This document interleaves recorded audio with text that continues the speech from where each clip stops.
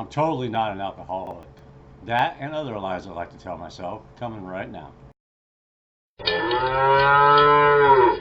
You know, it's pretty common that I get people that are surprised that I got cirrhosis of the liver at such a young age. I was diagnosed at 34, and they don't see how that's possible. But it's really easy when you're convinced that you're not an alcoholic.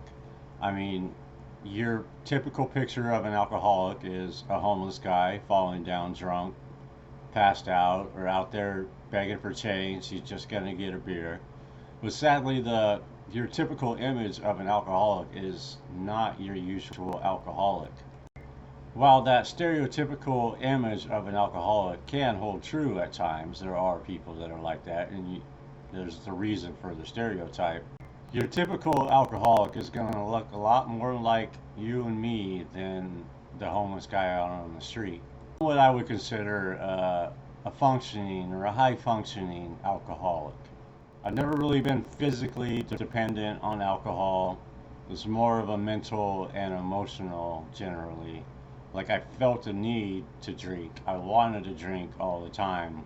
I didn't have that physical chemical dependency. And that's a big reason for for a long time I didn't think I was an alcoholic because I've seen alcoholics who are physically dependent on alcohol, and that is a scary thing. So to me, I'm not alcoholic. I don't get sick without alcohol. I don't, have alcoholic seizures when I go without alcohol. So I must be okay.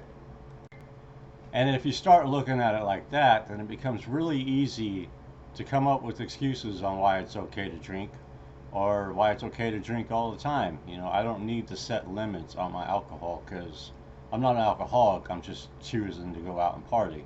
I don't need alcohol. I just want to go out and have some fun. And that's what also gets me in trouble is when you are an alcoholic, you, most, if not all, your leisurely activities, most of going out and having fun revolves around alcohol. And you don't always notice it, but I go out to bars to socialize. I go to concerts, even things like going to the movies or going miniature golfing. There's alcohol there. Those aren't necessarily alcoholic events, but you find an excuse to go ahead and bring some alcohol to make it fun because you got to have some booze to have some fun. And then there's times where you're like, hey, maybe I'm drinking a little too much. You start realizing that going out and having fun and having a couple drinks has been 6 or 7 nights a week for the last couple months. So you tell yourself, oh, I better slow down. I'm not going to drink for a little while.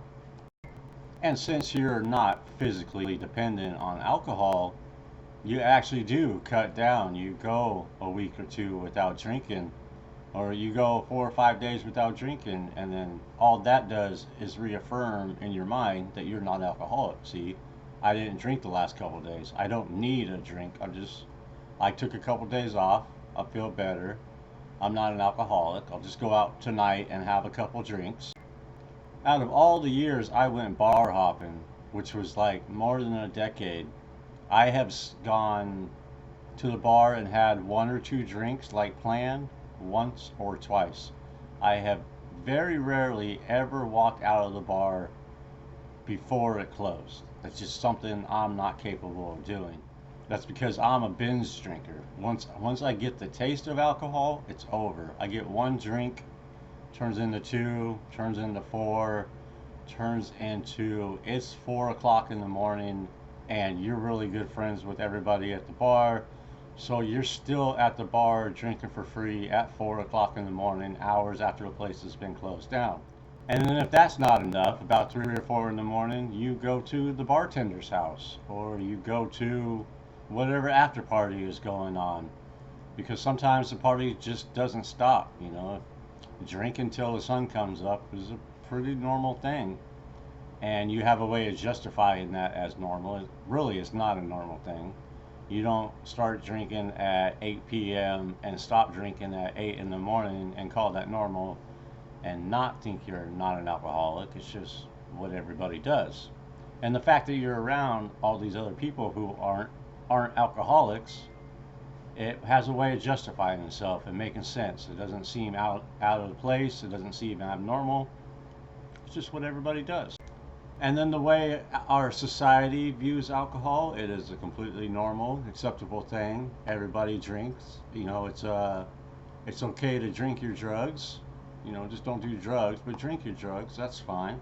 There's there's a liquor store on every corner. There's always a local bar or two or five, depending on where you live. And in society's view, that's totally acceptable. It's completely normal, and there's nothing wrong with that. So if society says it's okay, and society doesn't have a problem with it, why should I have a problem with it? And I'm not trying to justify my drinking or justify my poor decisions, but that's the alcoholic mindset. There's nothing, society is screaming in your ear, drink, drink, drink. There's beer commercials on every football game and every sporting event, and on the freeway, every sign, every other sign is a beer ad. It's just out there. It's just sell beer, sell beer, sell beer. That doesn't justify it, but you continue on, and then you end up like me. Then you wake up one day and you're not feeling good, like you're really not feeling good, and you figure just it's okay. And the next day you feel even worse, and the next day you feel even worse, and everybody tells you you're pale and you better go to the hospital. And you go to the hospital and find out if you didn't go to the hospital, you'd be dead now. So luckily, you went to the hospital. They go to take your blood. They're having problems taking your blood because you don't have any blood in your body, because your esophagus has been bleeding the last 3 or 4 days or God knows how long. And then they come in and they tell you you have cirrhosis of the liver and you have to quit drinking and get a liver transplant or you're going to die. Hopefully none of you can relate to this. It's not a good way to live your life. Don't get me wrong. I had a lot of fun. So I'm told. I had a blast. But, it's not a happy ending. It's not a good way to go. I know a lot of my viewers have cirrhosis of the liver, so maybe a lot of you are relating to this. So that's how a lifetime of partying leads to cirrhosis. That's how you end up like me. Go ahead and tell me what you think in the comments. Hit the like button. Hit subscribe if you haven't already. I will see you guys in the next video.